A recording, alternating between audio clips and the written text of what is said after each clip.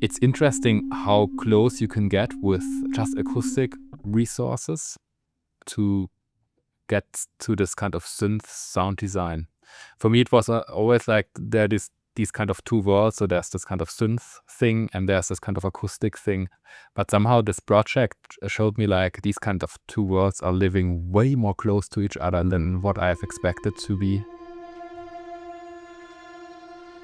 One quality aspect of all this is also of the process itself is like we had so many sound designs at the beginning when we started, and then we reduced this to the essence of the things that we absolutely wanted to have in there, because we knew like, okay, at the end we need to come up with all the acoustic recordings for this. At the end, I think the curation plays an important role in this. And when you play just through the different kind of patches, each of those kind of patches have a certain spark, at least to me, and gives me also some kind of confidence to use this kind of patch. And yeah, there's that, like, I think it's like modern, but modern because it's like slightly timeless sort of thing, like electroacoustic perspective, you know, like this always been cool through the years, you know, and that's also something that becomes part of contemporary culture.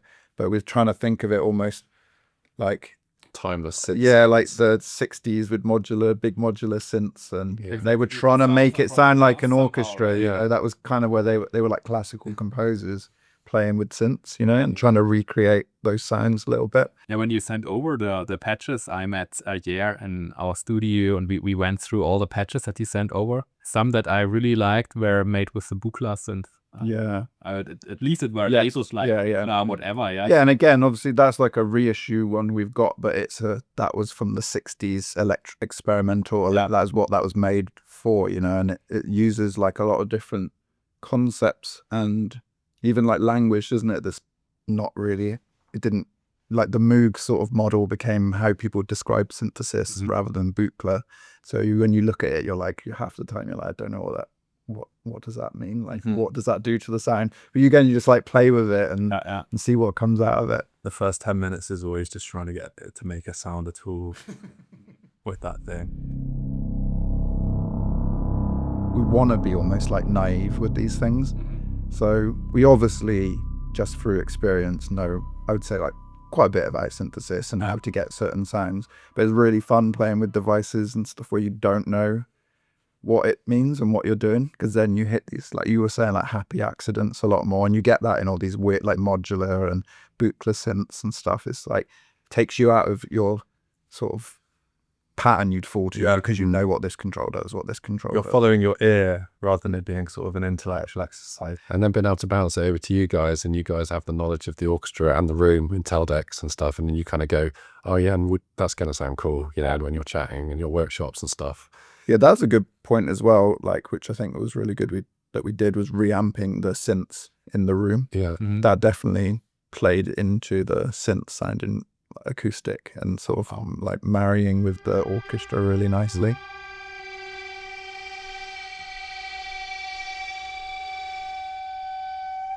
The first person we were really keen on was wasn't it? Partly because of we've worked with him on stuff. We know what his aesthetic is, and his sort of also his skill set of like electronics and orchestra, and him being based in Berlin. So it would be really easy for him to come and work with you guys. I felt like he was like the first person we were like, oh, he'd be great on this to like translate between the two companies. He really straddles the like ground of orchestral experience and sound design experience. Yeah. So he was a really like natural translator in that. He was basically like a perfect person to come and like navigate between the two companies and what we were thinking, what you were thinking, and be involved in it all, particularly being in Berlin. And like he came in quite a few times, didn't he, with you guys? Yeah, absolutely. Yeah. And I mean, he's a bass player by himself, so he has a lot of acoustic experience as well. And yeah, he literally covered all the areas. He knew the context of like contemporary orchestral orchestration, contemporary electroacoustics, and synthesis and processing, and then specifically like sampling as well. Like he's also brought us to Hugh Brunt, right, the orchestrator. Yes, the arranger from London. It was a mixed like recommendation of him saying that, but literally that same week, a friend of ours called Dan Pollard, who works with Matthew Herbert, I don't know if you know him, but British composer, experimental composer, I'd mentioned to him this project, and he said, "Oh, you should work with Hugh Brunt. Like he's amazing. He did all these like mad interpretations of like non-musical sounds that they'd made, like samples and Foley and recordings." And yeah, it was like, oh, that was the person I was going to go to. So it sort of made sense, really. And he's done a lot of work of interpreting non-orchestral stuff into orchestral material. So I mean, when I looked at the scores, it was very visual, right? Yeah. A lot of stuff. And the precision of some of it was kind of crazy. So that we'd think, okay, the direction would just be do something randomly. He'd scored like, I don't know, he'd found the tempo of it and scored every like 16th note. Yeah, That's crazy. and then sometimes having to time map that as it goes, because like some of the samples are like stretch samples rather than multi samples, right? So then he'd have to like take that timing and like change it for every single note that was recorded. That was really kind of detail, right?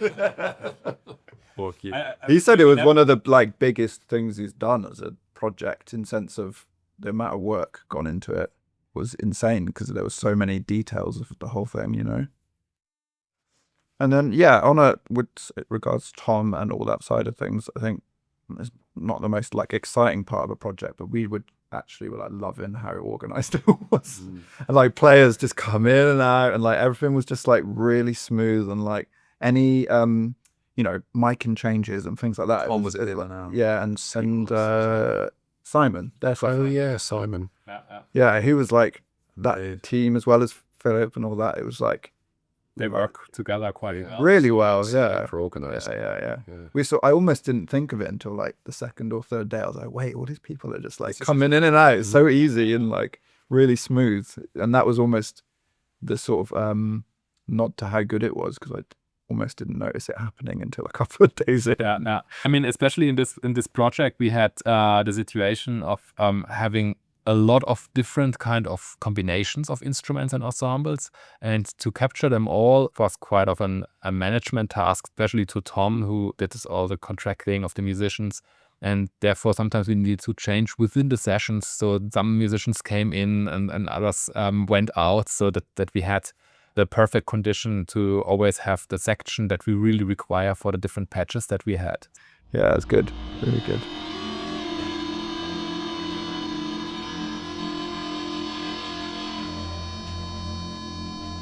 Even just the fact of like having, say you want to use like one of these sounds in a film score, the fact that you could have your synth version of it, and then through a score or through a cue, you can like bring in an orchestra that's like the same vibe and back out, is just actually really cool. You've sort of got two versions of your motif or sound, if that's what you're using it for, is really cool. Like just the articulations and ideas are really like pretty unique, a lot of them, I think, or the combination of those things. Yeah, some of them feel like more textural, which is obviously be quite useful, sort of blending in with when you're writing more orchestral stuff, maybe. And then some of them are quite statement-y kind of things that you could hear as sort of coming through in a score as like a momentary thing, where you might repeat it, but then you can vary that by layering it in different ways. It's just funny thinking about like our entire job is just how much can you do with one note, essentially. How much like variation or emotion can you just pack into one single note, and then sample it. Even if it's subtle, right? Yeah. You want the subtlety to feel like intentional or emotional in some way. Like it could be if it's just one note, it could be the start of a piece of music at the beginning, rather than just like a note, that's just doing something sort of robotically. There's like a load of good material there to, as well as perform it as it is in the engine, like sample stuff yourself out of it and then mess with it even further, put it through different effects and process it. There's just like a really wide range of amazing material, synthesis and acoustic. It all came together really well, and it was kind of natural if you think about it. We've just plopped ourselves in a room to record, instantly go 5 articulations a session or whatever, and we've never worked before together. We don't know these players. We've never worked with Hugh. We've had worked with but not in that context. Never worked with your team before. But it was natural, I think, to like plonk all these different people together and figure out how to work together.